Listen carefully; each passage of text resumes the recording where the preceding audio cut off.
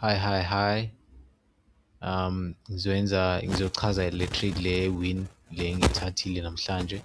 So masicale ku-daily chart kuqala. Athi sicale ku-daily chart kuqala.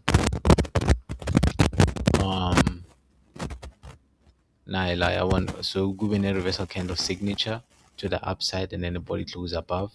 So sasetha i-daily target la. Nala the same thing.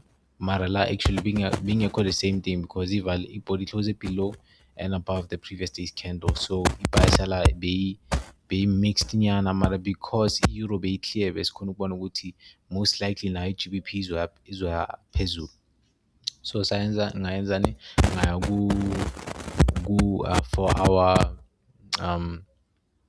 4 hour chart ngabona ukuthi okay kube ne-reversal candle signature to the upside, so that's bullish. Ngaya ku 1 hour, mengifika ku 1 hour nakhona, as you can see kube ne-candle closure to the upside. Yabona nala i-reversal to the upside, so bullish on the 1 hour nakhona. Ngaya ku 15 minute, ngifika ku 15 minute nakhona. I think ngikhiphela ama-drawing la ngibona kahle. Kwaba ne-bullish candle signature to the upside. Yabona nala, so bekuyi-bullish na ku 15 minute. Ngaya kuphi? Sorry. Ngaya ku the 5 minute, mengifika ku the 5 minute athi ngibone ngibuyisele nama-drawing ngibone ukuthi ebani kwenzakaleni manje.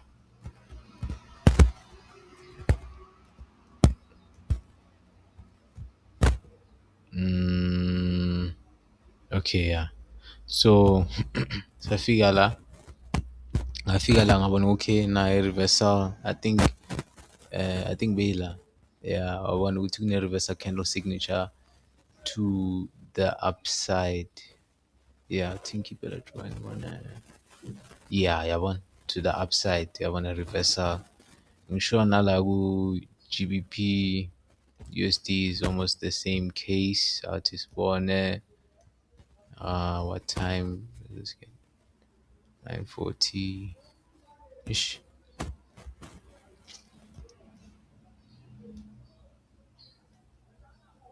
9:40 kuphi 9:40 la? Maybe 9:40 vele. Okay, 9:40, okay, 9:40. Sibone. Yeah, nayi la yabona. Reversal candle signature nakhona to the upside. So saya ku 1 minute, ngaya ku 1 minute. Mengifika ku 1 minute, bekusimple cause into ebemele ngiyenze nje ukuthi ngithole lento. Bekumele ngithole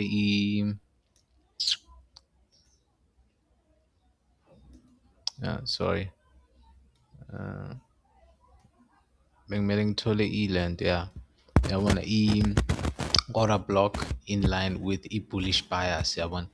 Ngithe ngithola, then ngamela nje ukuthi kube ne-equilibrium tap, and then after equilibrium tap at closure above candle le itaphe ku-equilibrium. So yabona this candle la tap la, so ngimele ukuthi body closure then enter. Mara nakhona bekune bearish fair value gap and SMT fill that was disrespected, so nayo leyo it was more confluence yokubonisa ukuthi price yenzani izoya phezulu.